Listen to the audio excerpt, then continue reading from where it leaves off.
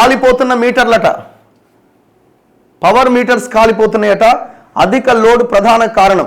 గత ఏడాది ఇలా పాడైనవి 2,10,000 దక్షిణ డిస్కం పరిధిలో అధికంగా ఉన్నాయట. సో మీటర్లు కాలిపోతున్నాయట. ఇగో కరెంటు మీటర్లలో లోపాలతో ప్రజలు విద్యుత్ పంపిణీ సంస్థలపైన ఆర్థిక భారం పడుతోంది. ఇప్పుడు ఆ మీటర్ కాలిపోతే మళ్ళీ డీడీ కట్టాలా, వాళ్ళు తెచ్చి మీకు కొత్త మీటర్ ఫిట్ చేస్తారు. అండ్ డిస్కంల మీద తీవ్రమైన భారం పడుతుంది. ఇప్పుడు డిస్కంల మీద భారం పడుతుంది అంటే ప్రజల మీద భారం పడ్డట్టే. డిస్కంలో నష్టాల్లో ఉంటే నెక్స్ట్ చేసేది ఏంది? ఇక మేము ఇంత నష్టాల్లో ఉన్నాం, టారిఫ్ పెంచండి, రేట్లు పెంచండి అని ఈఆర్సీకి వెళ్ళి అడుగుతారు. ఈఆర్సీ పర్మిషన్ ఇస్తే మళ్ళీ రేట్లు పెరిగితే ప్రజల మీద భారం పడుతుంది. రాష్ట్ర వ్యాప్తంగా రోజుకి సగటున 2,000 మీటర్ల వరకు కాలిపోవడమో లేదా సాంకేతిక సమస్యలతో మొరాయించడమో జరుగుతోంది. గత ఏడాది 2023-24 డిస్కంలు ఇలాంటి వాటిని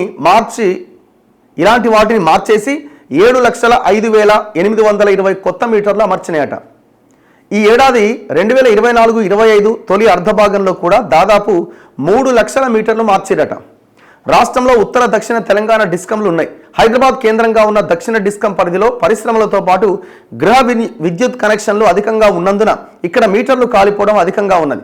గత ఏడాది రాష్ట్రంలో 2,10,000 మీటర్లు కాలిపోగా 2 లక్షల మీటర్లు కాలిపోయినాయట.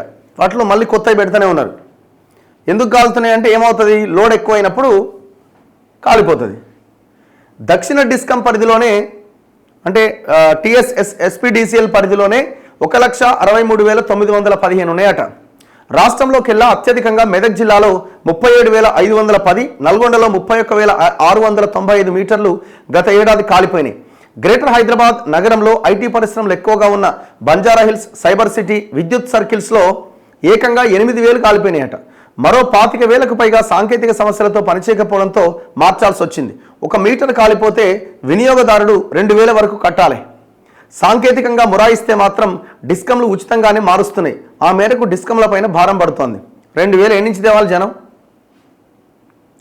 ఎందుకు ఈ సమస్యలు? ప్రధానంగా అధిక లోడ్ వల్లే మీటర్లు కాలిపోతున్నాయని, చాలా చోట్ల పనిచేయకుండా ఆగిపోతున్నాయని క్షేత్రస్థాయిలో పరిశీలించిన విద్యుత్ సిబ్బంది తెలిపారు. విద్యుత్ వైర్లు, ఇతర సామాగ్రి నాసిరకమైనవి వినియోగించడం వల్ల మీటర్లు ఎక్కువగా కాలిపోతున్నాయి.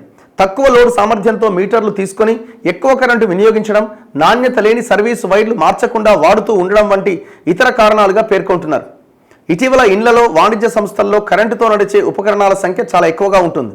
దీనివల్ల లోడ్ అనూహ్యంగా పెరుగుతోంది. ఉదాహరణకు ఈ నెల 22వ తేదీన రాష్ట్రంలో అత్యధిక రోజువారీ విద్యుత్ డిమాండ్ 14,785 మెగావాట్లుగా నమోదైంది.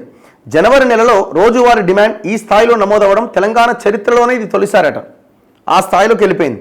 చలికాలంలో డిమాండ్ ఇలా అధికం కావడానికి అన్ని వర్గాల కనెక్షన్లకు కరెంటు వినియోగం అధికంగా ఉండడమే ప్రధాన కారణం. పట్టణాల్లోనే కాకుండా పల్లెల్లో సైతం లోడ్ విపరీతంగా పెరుగుతోంది. అధిక గ్రామీణ ప్రాంతాలు ఉన్న నిజామాబాద్, నిర్మల్, జగిత్యాల జిల్లాల్లో గత ఏడాది మీటర్లు ఎక్కువగా కాలిపోయినట్లు విద్యుత్ సిబ్బంది గుర్తించారు. చలికాలం అయితే హాట్ వాటర్ కోసం గీజర్లు ఆన్ చేస్తూ ఉంటాం, ఎండాకాలం అయితే ఏసీలు ఆన్ చేస్తూ ఉంటాం. సో ఇవి కామన్ అయిపోయినాయి. దీనివల్ల లోడ్ పెరుగుతున్నది. మీటర్ కెపాసిటీ ఎంత తక్కువగా ఉంటున్నది, దీనివల్ల దాని మీద లోడ్ పడుతున్నది. ఇంకొక కారణం ఏంటి?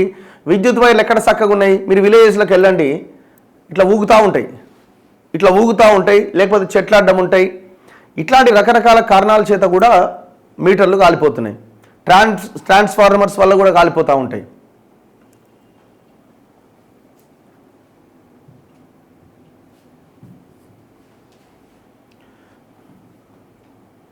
మరి వసూలు చేసుడు మాత్రం బరాబరే. మళ్ళా జనాల దగ్గర నుంచి కరెంటు బిల్లులు వసూలు చేసుడు మాత్రం బరాబరే.